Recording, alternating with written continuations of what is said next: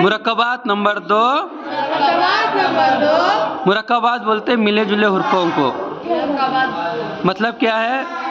نون اور لام یہ دونوں مل کے کیا ہوا؟ مرکب ہوا.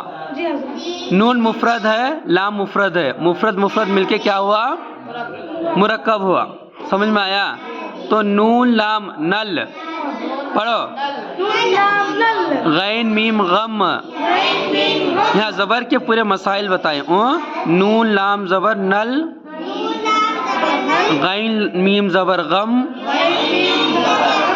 جیم با زبر جب، شین کاف زبر شک. بولو نل، غم، جب، شک.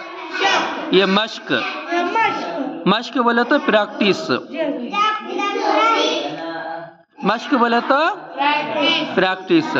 جب تک رہ، حق پر چل، کل تک بچ، بچ کر چل، غم کم کر، شک مت کر، حج کر، ٹن ٹن مت کر.